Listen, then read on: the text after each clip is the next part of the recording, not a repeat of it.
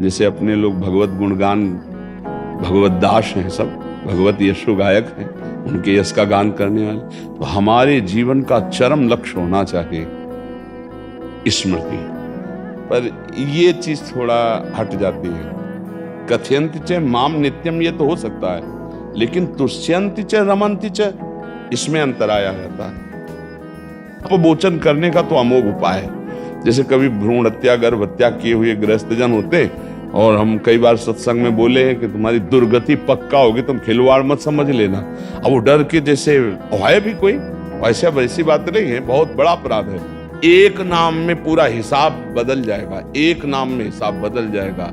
एक नाम त्रैलोक तारे, जो न ले सो जन्म हारे। के प्रवचनों को सुन सुन के लोगों में बहुत बड़ा रुझान हुआ है। लोगों ने मीट, मांस, मदिरा इत्यादि का त्याग किया है जी। और वो बहुत ही अच्छा है। आप हमारे कथा प्रवक्ता सुमंत कृष्ण शास्त्री जी हैं, आप हरिहर मुदगल शास्त्री जी हैं, आप अशोक शास्त्री जी हैं। महाराज जी आपके दास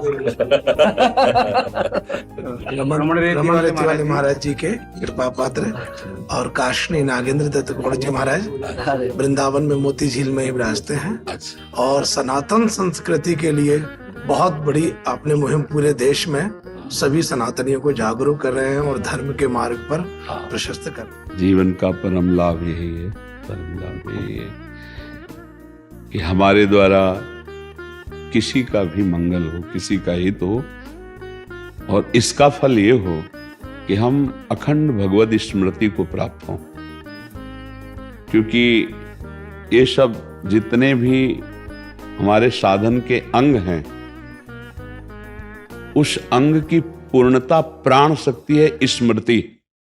जितना भी शास्त्र में साधन वर्णन किया गया है, वो मानो शरीर का अंग वर्णन किया गया है, और जो शरीर का संचलन है वो जैसे प्राणों से होता है, ऐसे साधना का प्राण है स्मृति। यदि भगवद स्मृति विहीन बड़े से बड़ा साधन, तो लोक लोकांतर के सुखों की प्राप्ति हो सकती है, लेकिन भगवत साक्षात्कार नहीं, भगवत प्राप्ति नहीं। इसलिए हर कार्य करते हुए अच्युत भावना से युक्त होकर स्मृति में डूबने का प्रयास किया जाए। वो चाहे नाम स्मृति हो, या रूप स्मृति हो, या लीला स्मृति हो, या धाम स्मृति हो। अगर भगवद स्मृति का निरंतर तार नहीं चल पा रहा, तो अभी हमारे जीवन में अधूरापन है। हमारे जीवन की पूर्णता भगवद स्मृति ही होगी। कोई भी हो, कहीं भी हो, कैसे भी हो, स्मृति परायण भगवत प्राप्ति का ही परम हेतु है। अनन्य चेता सततम यो माम स्मृति नित्यशः तस्याहम सुलभा पार्थ। अगर ये अनन्य चिंतन नहीं है, तो गोस्वामी जी कह रहे, सो सब धर्म करम जरी जाऊ, जहाँ न राम पद पंकज भाऊ। जोग कुजोग ज्ञान अज्ञानू, जहाँ नहीं राम प्रेम परधानु। सब साधन कर यह फल सुंदर, प्रभु पद पंकज प्रीति निरंतर। यस्य स्मरण मात्रेण जन्म संसार बंधनात् विमुच्यते नमस्तस्मै विष्णवे प्रभु विष्णवे। स्मृति, मधुर मधुर स्मृति, अंदर ही अंदर भगवद स्मृति का तार अव्यावृत भजनात् अखंड स्मृति। फिर जितने भी धर्म कर्म हैं, ये सब भगवत स्वरूप हो जाते हैं। हमारी स्मृति विषयाकार, हमारी स्मृति जगदाकार, हमारी स्मृति देहाभिमान से युक्त, देश संबंधों के सुखों में, भोगों में कोई खास बात नहीं हुई जीवन में। बस ये बात देखो, भगवान की कृपा से अपने लोगों का मिलन होता है। जब द्रोही दीन दयालु राघो, तो साधु संगति पाइए। साधुता का तात्पर्य होता है लक्षणों से, वेश से नहीं। जैसे अपने लोग भगवत गुणगान, भगवत दास हैं, सब भगवत यशो गायक हैं, उनके यश का गान करने वाले। तो हमारे जीवन का चरम लक्ष्य होना चाहिए स्मृति, भगवत स्मृति में डूबे हुए भगवत गुणगान, भगवत भाव से किसी की भी सेवा, और भगवान मुझे निमित्त बनाकर केवल कर रहे हैं, करना उनका है। एक मैं निमित्त मात्र हूं, कहीं भी अहम ना होना, यही हमारे जीवन की परम आध्यात्मिक संपत्ति है।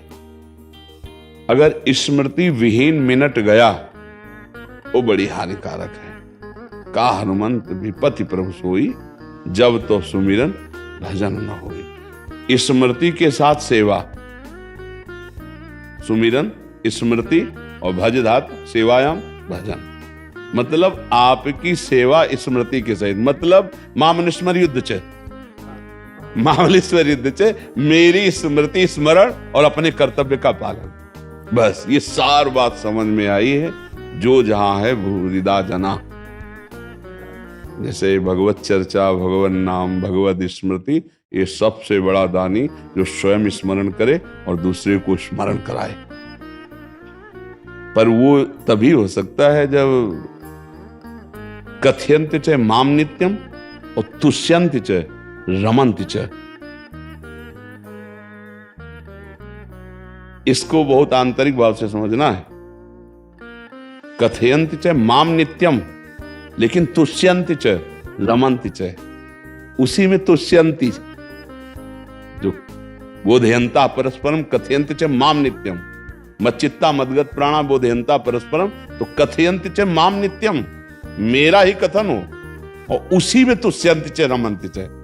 पर ये चीज थोड़ा हट जाती है। कथयन्ति च माम नित्यम ये तो हो सकता है, लेकिन तुष्यन्ति च रमन्ति च, इसमें अंतर आया जाता है। धन, भोग, वासनात्मक क्रियाएं, अब कथयन्ति माम नित्यम का रस नहीं मिल पाएगा। चौथी भगत मम गुणगन करे कपट तज, कथयन्ति च माम नित्यम तुष्यन्ति च रमन्ति च, तुष्यन्ति च रमन्ति च, ये हमें ध्यान। और यही है स्मृति। जब उनकी रूप स्मृति में, उनकी लीला स्मृति में, ये परमहंस संहिता श्रीमद् भागवत ना इतनी समर्थ है कि और किसी साधन की जरूरत नहीं। इसके 7 दिन में स्पष्ट प्रेत भगवत पार्षद बन के विमान में जा रहा है, ले जा रहा है। बस देख लो। प्रश्न हुआ गोकर्ण जी का, ये कथा तो सबने सुनी, फल में भेद क्यों, एक विमान क्यों, सबके लिए क्यों ले आया? क्योंकि तुष्यन्ति च रमन्ति च नहीं थे ये।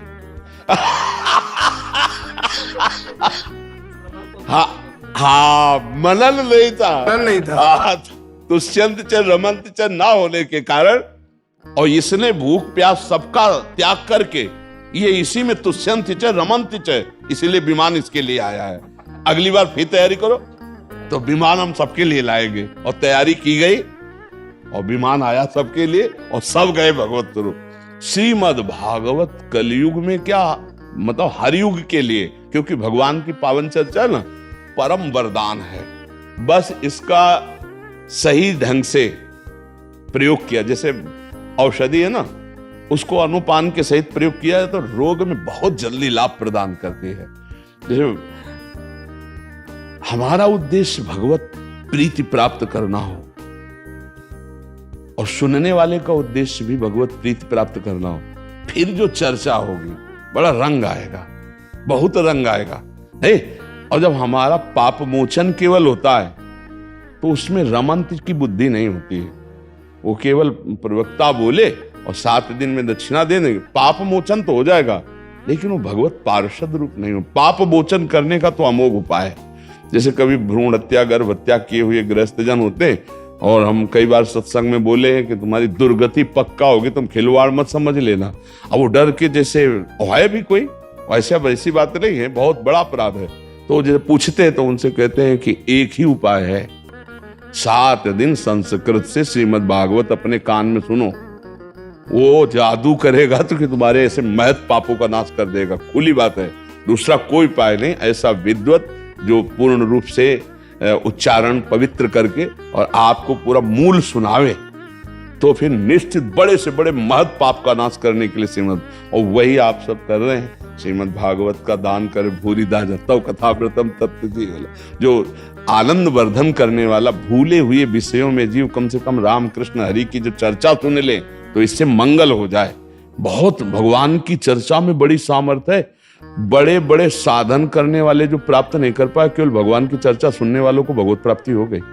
मथुरा के पड़ोस की बात कह रहे हैं, मथुरा के ब्राह्मण बड़ी बड़ी यज्ञ करने वाले थे और भगवान को भगवान नहीं मान पाए, और उनकी पत्नियां केवल चर्चा सुनती थी। वृंदावन की मालिनी पुष्प ले जाए, साक्षात भगवान की सेवा और साक्षात्कार दोनों कर लिए, और वो यज्ञ करते रह गए, धुआं घुटता रहा, लेकिन श्याम सुंदर की झांकी नहीं पाए। ये भगवान की चर्चा में एक विशेष महत्व है। रत्नावती जी ने कोई साधन नहीं किया था, पूरी वैसे ही रानी थी जैसे सांसारिक रानी होती है। उनकी दासी चरणों में बैठे बैठे हा गोविंद हा कुंज बिहारी, तो ये कौन है भाई गोविंद कुंज बिहारी, वो ये भी नहीं जानती थी भगवान का नाम है। तो उनका रहने दो महारानी, अगर ये चर्चा सुनोगी तो ऐसा रोग है कि आपके चढ़ जाएगा, जीना मुश्किल हो। उनका नहीं, तू दासी मेरी और किसी और पुरुष का नाम ले रही, तो मुझे परिचय तो बता कौन है। तो बोले वृंदावन के ठाकुर जी का नाम है। और जो चर्चाएं शुरू हुई तो सिराने बैठाने लगी। फिर गुरु तो गुरु ही रह गए, चेला शक्कर हो गया जैसे नहीं कहते। तो ऐसे रत्नावती भक्त भूप हो गई, मूड मुड़वा के और ललकार दिया पूरे राज्य और अपने पति को भी कि अब तेरा अन्न नहीं खाऊंगी, तेरी होके नहीं रहूंगी। अब संतों की शेर छोड़ा गया, क्या क्या भक्त भूप हो गए। कोई और साधन नहीं, केवल भगवत चर्चा सुनने मात्र, भगवत चर्चा श्रवण मात्र से भगवत प्राप्ति। क्योंकि जब हम श्रवण करते हैं तो उसका जब मनन होता है तो एक एक हृदय के साथ एक एक वृत्तियां पवित्र हो जाती है और भगवान का मधुर मधुर चिंतन होने लगे। चिंतन से ही भगवत प्राप्ति होती है। भगवत श्रवण कथा का मतलब है कि जब हम श्रवण किया तो उसका मनन होने लगा, चिंतन होने लगा, अब भगवत प्राप्ति दुर्लभ है। भगवान के चिंतन से ही भगवत प्राप्ति होती है।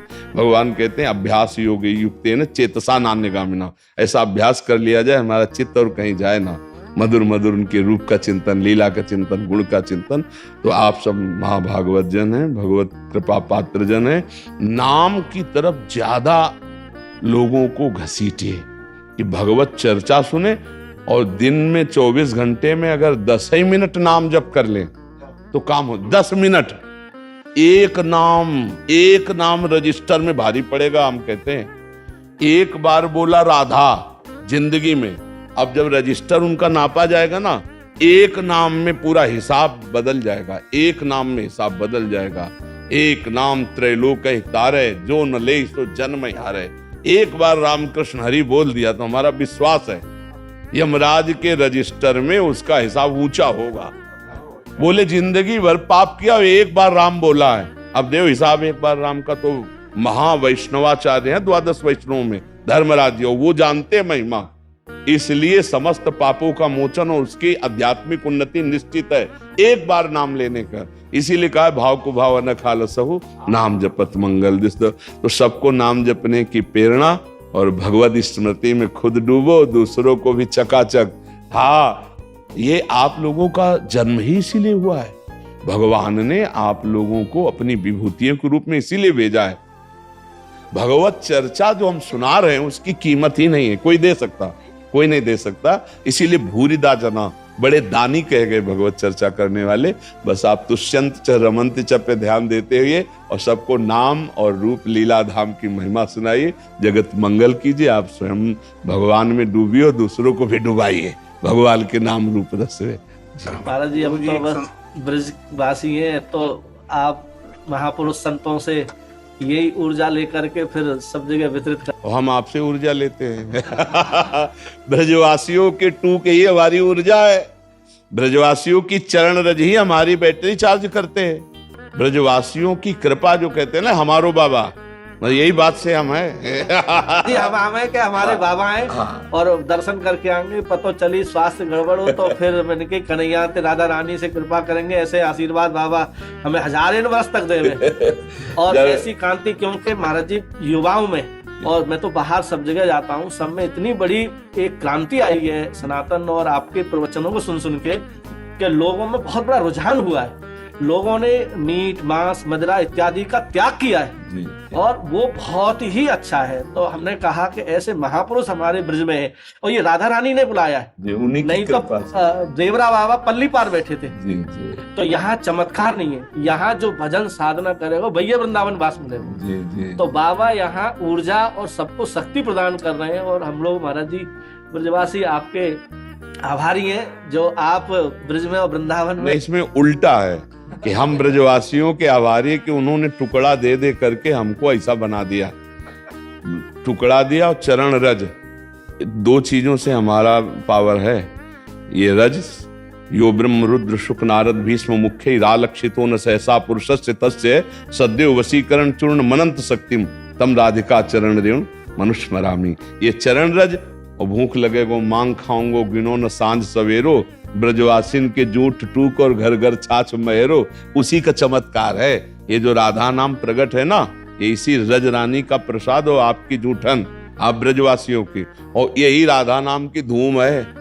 सुबह जब हम आते ना 30,000 40,000 50,000 लोग खड़े होते हैं वहां कृष्णा शरणम से लेके यहां तक, और राधा राधा तो अब कभी कभी जो है ना आनंद अश्रु आने लगते हैं जब नौजवान जो होते ना ऐसे 50-50 पंक्ति में खड़े राधा राधा जैसे बोले, वैसे अपनी उनकी अलग स्टाइल होती है। नौजवानों की राधा बोलने की स्टाइल अलग होती है। उन्मत्त हो जाते हैं। हाँ, तब खड़े हो जाते हैं हम और ऐसे होकर एकदम की प्यारी जो कितनी कृपा है, कितनी कृपा है। ये सब नए बच्चे जो क्लब में जाके उपद्रव करने वाले, वो वृंदावन की गली में खड़े होकर राधा राधा बोल रहे। तो ये केवल कृपा है, ये कृपा की हवा चली है श्री जी के अनुग्रह की, वही सब प्रताप, यही साधुल विक्रीडितम। हाँ, तो वो सब राधा नाम के ध्वनि को सुन के सब दूर हो जाते हैं। जय जय श्री राधे।